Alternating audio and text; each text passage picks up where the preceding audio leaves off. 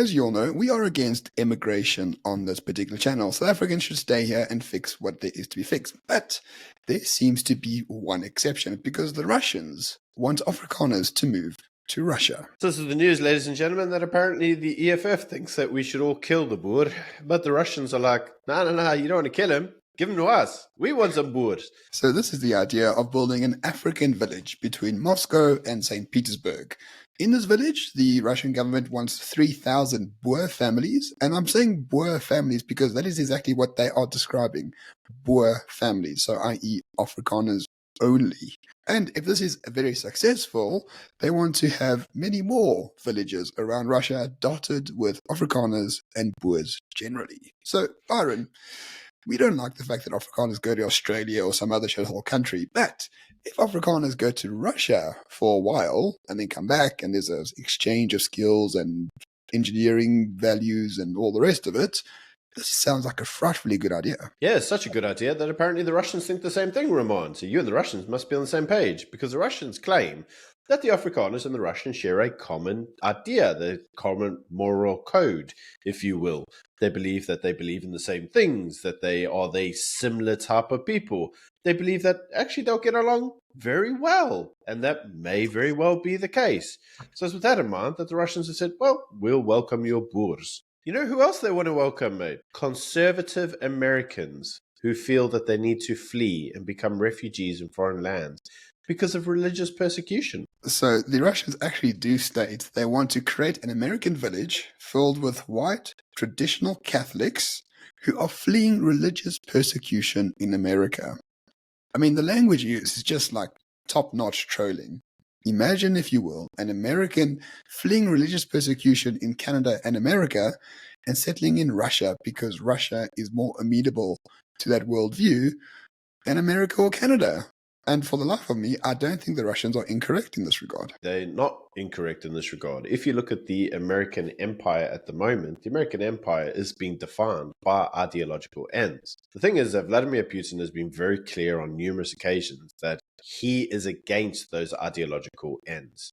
Why? Well, because he was brought up in communism. He saw firsthand what that ideology does to a country. With the end of the communist era and the rise of the now modern Russian era, Vlad doesn't really want that for his country. And so he's been on the record many times, and we've covered it many times, how he wants to return to a traditional conservative base. What he's now saying is that that communist idea, that march through the institutions, is occurring in the West. And he says that those who want to stand against the march quite often can't because the West persecute them. And we see that all the time. Cancel culture is, after all, a real thing. If you feel that you are being persecuted in your land, come over here.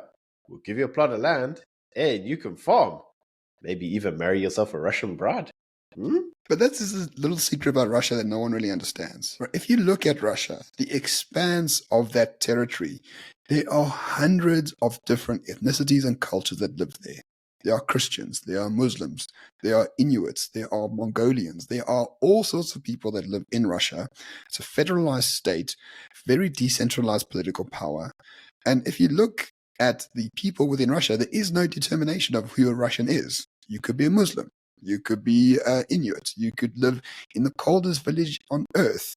You're still essentially a Russian. So the irony is, Russia is far more diverse than anywhere in the West at the moment. And it looks like they just want to increase that diversity by bringing in a lot more conservatives from around the world. I want to give you an example of this. There's many people in the West that get involved in martial arts, right? And they get involved in it and they get really absorbed in the Japanese culture. Then before you know it, they're like watching anime everywhere and reading their favorite manga, and they love Japanese movies, and half their house has got like Buddhist statues, and it becomes a little bit of a cultural mix in their house, and they really kind of like embed themselves in the culture. Now you may ask yourself, why does that happen? And the answer really is really simple, and that is that Japan actually has a sense of its own cultural identity. To be Japanese actually means something. Like, you know who the Japanese are. Anyway, the whole point is that in the West, it's like we actually don't have any real kind of cultural value. We have no culture of our own. So it's nice to go somewhere and actually have a culture to identify with. This is the appeal for people that go to places like Hungary. Hungary is deeply nationalistic. It has a sense of who it is. The West doesn't.